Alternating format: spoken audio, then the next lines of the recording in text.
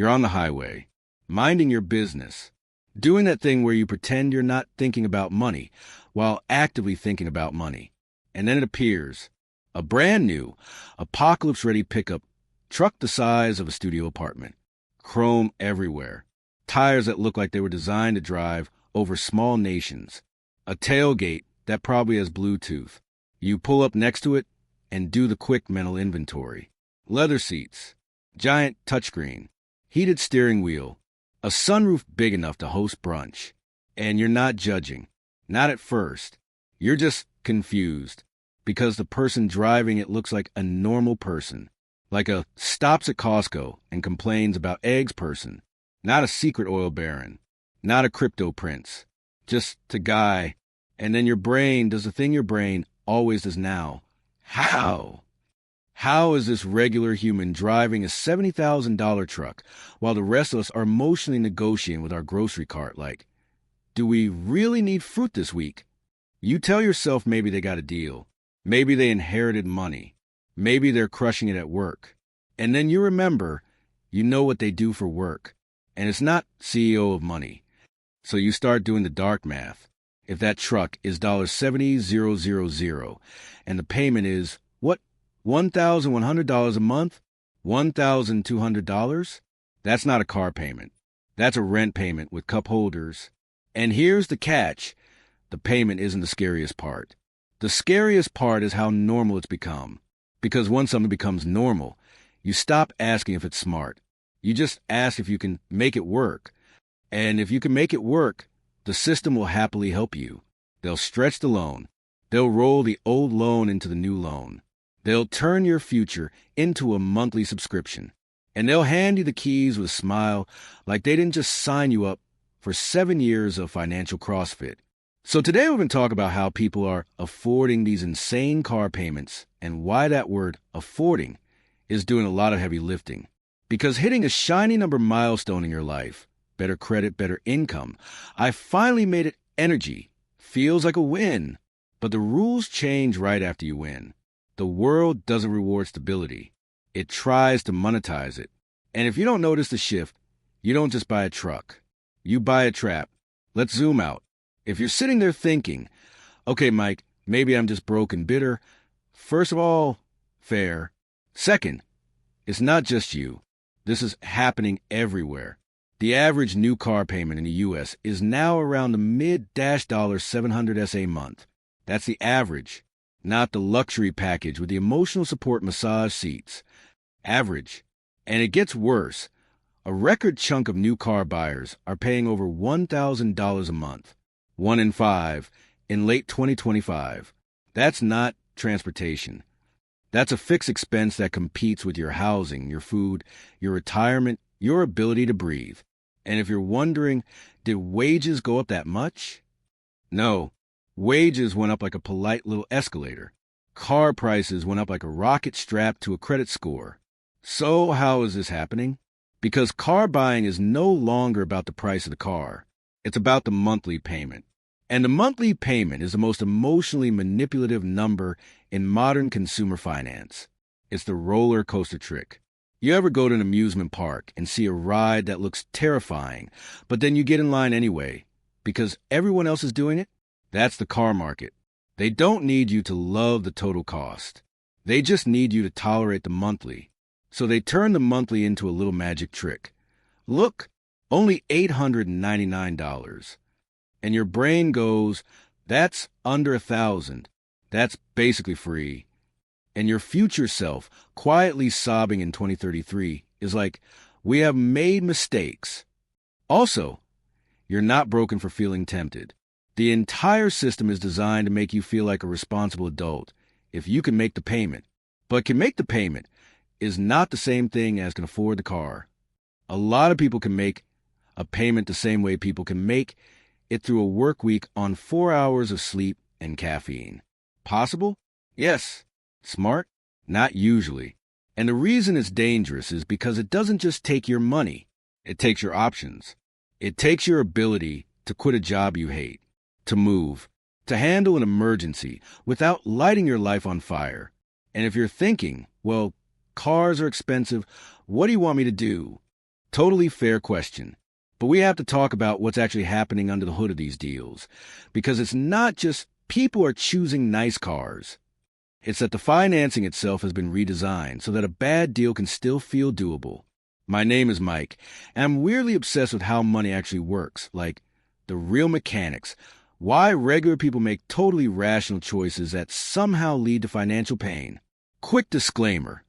This is education and entertainment, not financial advice. I'm not a financial advisor. I'm just a guy with opinions and a calculator. If you need advice for your specific situation, talk to a qualified professional who's legally required to be less dramatic than me. Cool. Now, let's open the dealership's little magic box. Phase 1 is a grind. You're trying to get your life stable. You're trying to get your credit up. You're trying to stop living paycheck to paycheck. You're trying to feel like a grown-up. Phase 2 is what happens the moment you start winning. Because the second you look stable, the system stops treating you like a person and starts treating you like a product. Your bank app suddenly has pre-approved offers. Your dealer texts you like you're in a situationship. Hey, you still thinking about that truck? Your credit score becomes a fishing license. And the bait is always the same. You deserve it. And look, maybe you do deserve nice things, but you also deserve a future. And the system is amazing at trading your future for a vibe. Here's how they make the impossible seem possible. They stretch the loan until your grandkids are making the payments. Car loans used to be 36 months, then 48, then 60. Now the average term is hovering around 70 months. And 7-year loans are common, which sounds fine until you realize what it does. It lowers the monthly payment and inflates the total cost. It's like saying, don't worry, the surgery is cheap. We just stretched it into a monthly subscription. So you're not buying a $55,000 truck. You're buying a loan that lasts longer than some marriages, interest that quietly stacks, and a car that depreciates the moment you inhale that new car smell. They make you focus on the monthly payment, like it's the only number that exists. Dealers don't ask, do you want to spend $70,000? They ask, can you do $899? Because $899 feels like a budget decision. $70,000 feels like a life decision. And the difference between those is basically your entire financial future. They use the trade-in game to hide the truth. This is the part nobody wants to talk about because it's not sexy. A huge number of people aren't buying a new car from zero. They're rolling old debt into new debt, negative equity. That means you owe more than the car is worth. So when you trade it in, you don't get a fresh start. You bring your debt with you like luggage. In late 2025, roughly 3 in 10 trade-ins on new vehicles had negative equity, and a meaningful chunk of those were more than $10,000 underwater. So the dealer does the smiley version of math. They go, good news, we can get you into this new truck today. And what they mean is, we'll hide your old mistake inside a new loan, stretch it longer, and make it look manageable. It's financial lasagna, layers on layers. And you never really pay off the old stuff. You just repackage it. They sell you identity, not transportation. This is the psychological trap. Modern marketing doesn't sell vehicles. It sells stories. The truck isn't a vehicle. It's hard work. It's freedom. I'm the kind of person who could tow a boat, even if the heaviest thing you haul is emotional baggage. So when you buy the truck, you're not just buying an object. You're buying relief, validation, a feeling that you made it. And after years of scarcity, that feeling hits like a drug. You tell yourself, I've struggled long enough. I deserve something nice. And you might, but the payment doesn't care what you deserve. The payment only cares that it's due on the 15th. People restructure their entire lives to serve the payment. This is where it gets dark, because once the payment is locked in, everything else becomes flexible, not in a fun yoga way, in a we're eating cereal for dinner way. People downsize apartments, delay moving out, skip vacations, work overtime, pick up side gigs. And the truly cursed version, they use the expensive vehicle to do the side gig to pay for the expensive vehicle. That's not flex culture. That's automotive indentured servitude. The hidden costs ambush you. Payment is only the entry fee. Then comes insurance. On an expensive vehicle, insurance can easily add a couple hundred a month. And when families stack multiple cars, insurance becomes its own bill that feels like rent. Then maintenance. Modern trucks aren't simple machines anymore. They're computers with wheels. So when something breaks, it's not $120. It's $1,200. And most people don't have the cash buffer for that, which is why this all ties into the bigger American problem. A lot of people don't have enough liquid savings for a basic emergency. The Federal Reserve Survey data shows around 63% of adults said they could cover a $400 emergency expense with cash or cash equivalent in 2024, meaning a big chunk of people are one surprise tire blowout away from financing their tires like they're buying a condo. So if you stack $748 average new payment plus insurance plus fuel plus repairs plus life, being life you're not affording a vehicle. You're signing up to live on the edge in leather seats. Let's do simple math, because math is the only thing in this economy that doesn't lie to your face while smiling. Imagine you buy a new vehicle and your payment is $800 a month. Not a supercar, just a normal, this is what trucks cost now situation. $800 per month for 7 years is 84 payments. 800 by 84. 8 times 84 is equal to 672. Add the zeros. $67,200.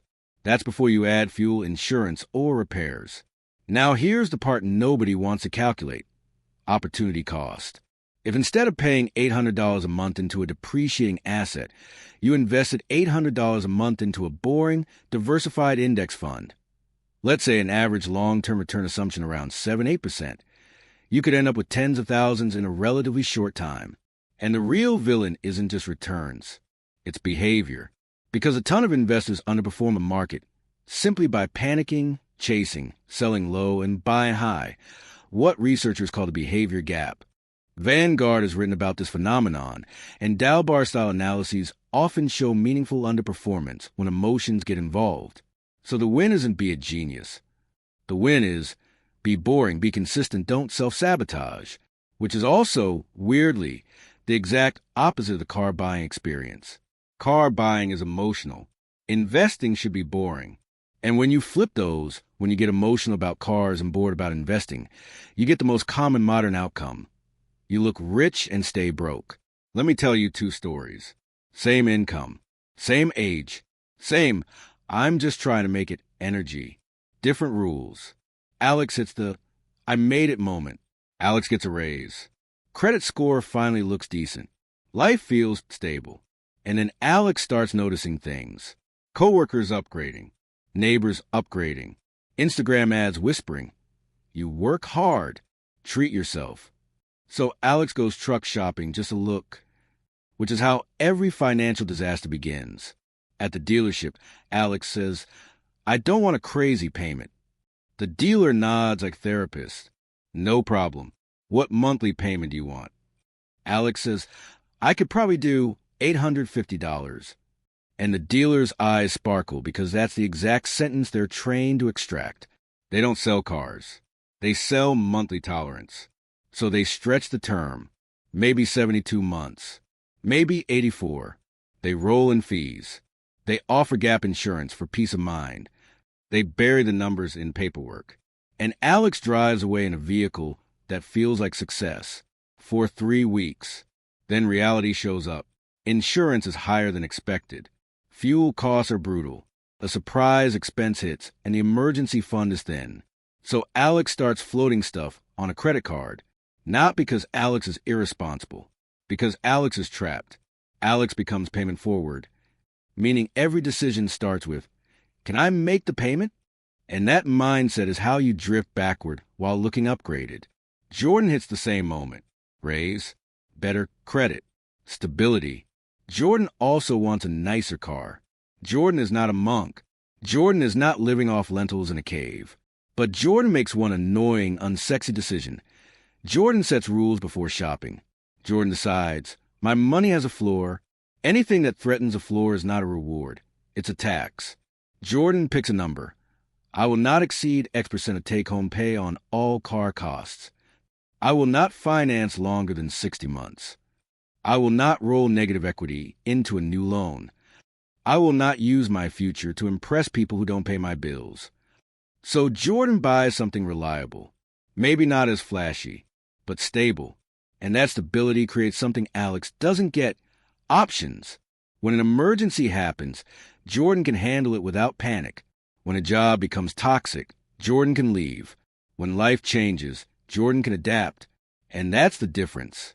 Not who likes trucks more, who sets rules before emotions hit. Because the system will always offer you a way to make it work.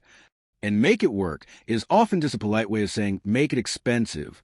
All right, let's turn this into a playbook you can actually use. Not guru stuff. Not stop buying lattes. Real rules that protect your future from shiny objects. Set a transportation cap, all in, not just a payment. Pick a number for total monthly car cost. Payment plus insurance plus fuel plus maintenance. If you only shop based on payment, you're shopping blind. A good starting guardrail. Keep transportation costs from eating your whole life. If the car forces you to juggle groceries, it's not affordable, it's a hostage situation. Refuse a forever loan if you need 84 months to afford it. You can't afford it. That's not judgment. That's math. Longer terms reduce the monthly pain and maximize the total damage.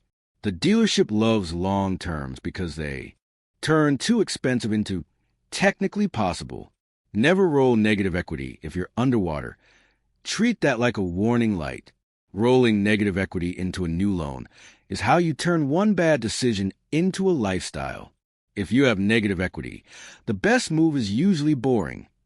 Keep the car longer, pay down principal, rebuild the gap, build the car repair reality fund. If you drive, things break. That's not pessimism. That's literally the design of physical objects. Have a buffer, even a small one, because repairs financed on credit cards are the gateway drug to financial chaos. And remember, a big chunk of adults can't cover a small emergency with cash. If you're in that group, your priority isn't a nicer car. Your priority is getting your nervous system out of fight or flight. Be suspicious of you deserve it. Marketing you can deserve something and still not buy it. That's called adulthood. The system will always try to convert your progress into payments. The moment you start doing well, the offers get louder. That's not a coincidence. Stability is profitable. Convert flex money into freedom money. Here's the mindset shift. Money is not for looking rich. Money is for buying options. Options to rest. Options to say no. Options to take risks that actually grow your life. A $1,000 car payment doesn't just cost $1,000. It costs choices. It costs breathing room. It costs the ability to build wealth in the background while you live your life. So, yeah, next time you see the giant shiny truck rolling down the highway like a metal ego parade, just remember, a lot of people aren't affording it. They're financing an identity. They're renting a lifestyle. They're trading years of future freedom for a monthly vibe. And if you don't want to be part of that system, you don't need to be perfect. You just need rules. Because the real catch is this. Your first moment of stability isn't the finish line. It's the floor. Protect it like your future depends on it. Because it does.